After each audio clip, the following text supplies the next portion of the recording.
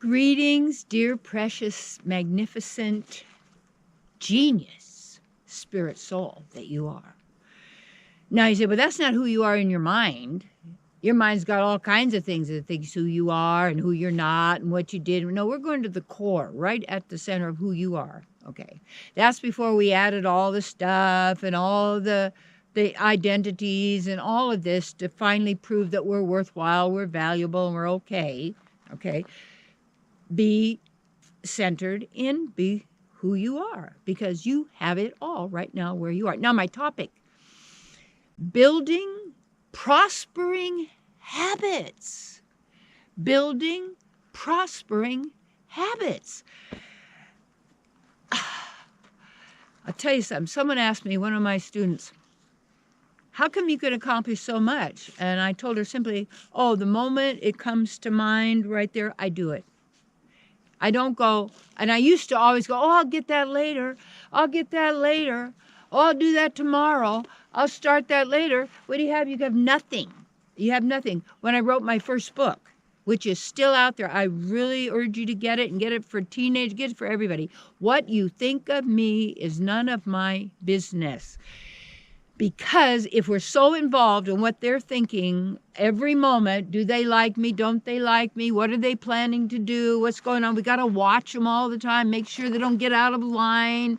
What's going to happen to me and what's going to go on over there and poor me. And, you know, I got to manipulate the whole circumstance and situation.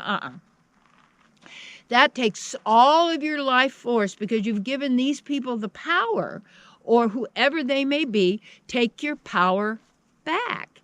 And that means because we tend to be creatures of habit, a lot of what we're manifesting in our lives comes from habits that we're not even aware of, habits of thinking, habits of believing, habits of speaking, habits of relationships, habits of how we explore what we call the divinity and nature and the mysticism and our eternal existence, and when we leave our bodies, and about, you know, whether it's reincarnation or it's not, because it's this is important because it's all about you. This is you.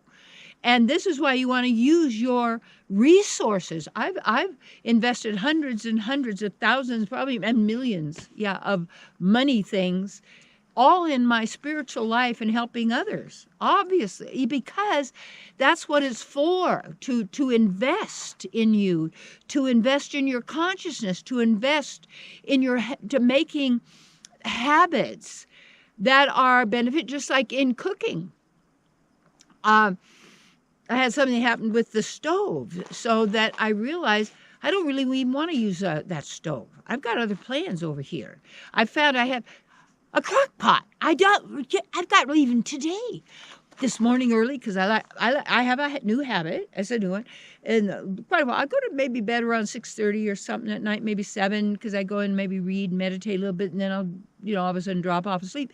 But I get up maybe 1:30, 2 in the morning, 1:30, sometimes at 2 in the morning, and because I have so much energy, I think I scare people sometimes, because I've got so much energy. When you're not carrying around a bunch of heavy thoughts of problems and guilts and fears and dramas, and this was my life and my problem, and it happened 85 years ago, but it's just like today. Really? You've been miserable all those years to prove you had terrible parents?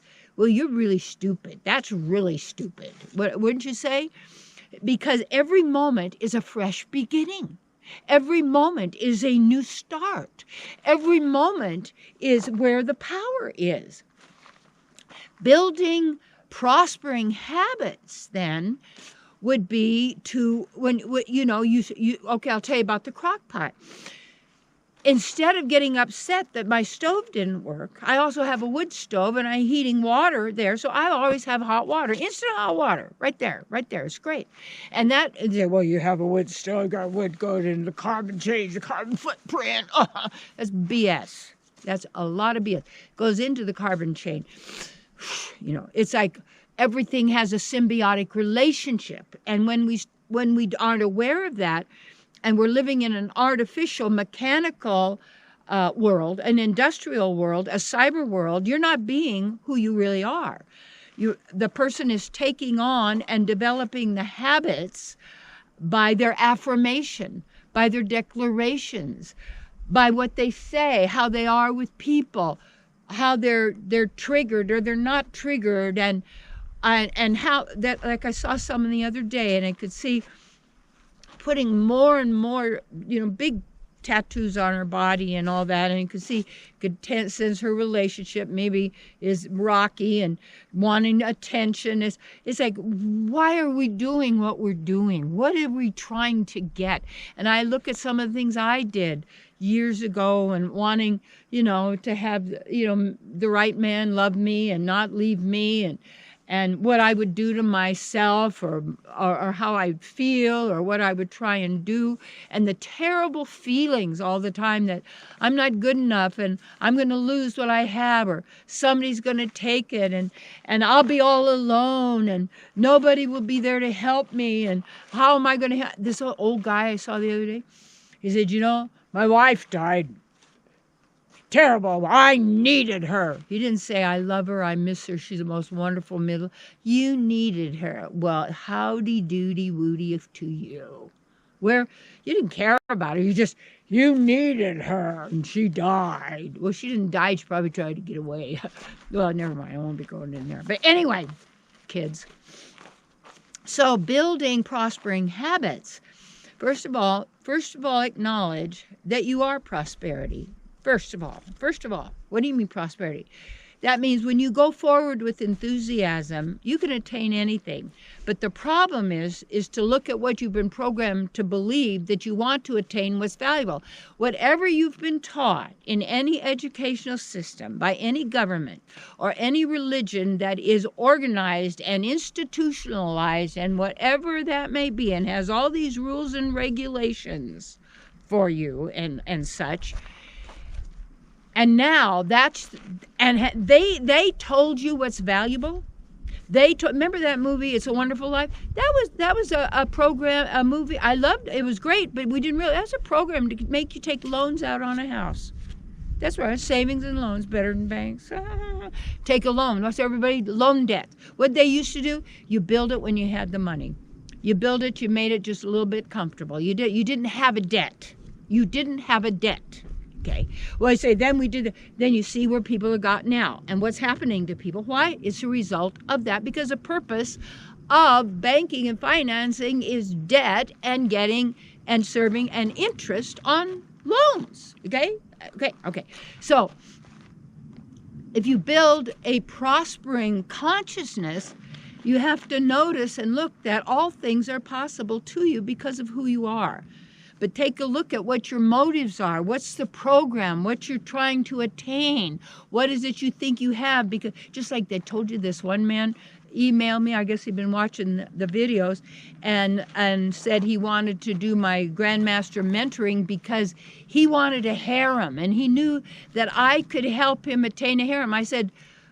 He said, you don't think I should have a harem? I said, I don't really care what you do.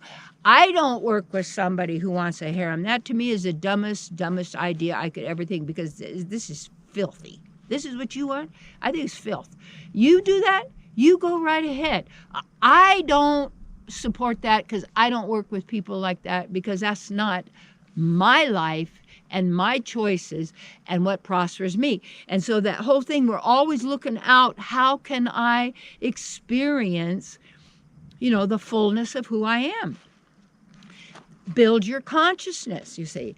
Are you reading? Are you studying? My books, Live Your Bliss is a wonderful book. They'll get you into the bliss zone.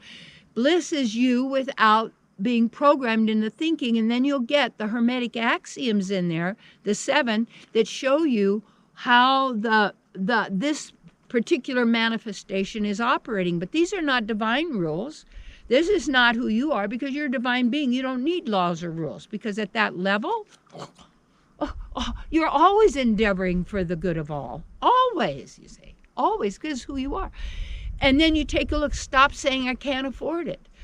Stop saying this is a once in a lifetime.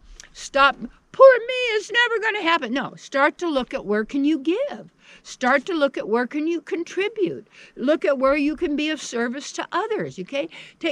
Start acknowledging your talents and your abilities. Acknowledge and start being appreciative for everything in every moment. Because if it's always never good enough, you're always then impoverishing yourself because it's coming from you're not good enough.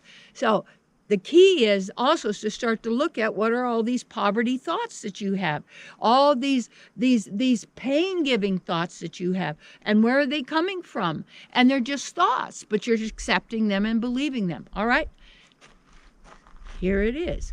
Building your prosperity consciousness. Making prosperity a habit, which is always appreciating how bountiful, how beautiful, how wonderful, how glorious the divine is. And you are part of that. And in this precious moment, all is well. Make it a habit to be yourself, you see. This is my work. Be you to the full. When you are being you, accessing all your powers and abilities, your world is always magnificent because you're acknowledging the divine and your beloved and you and all, and right there where you are, it's happening.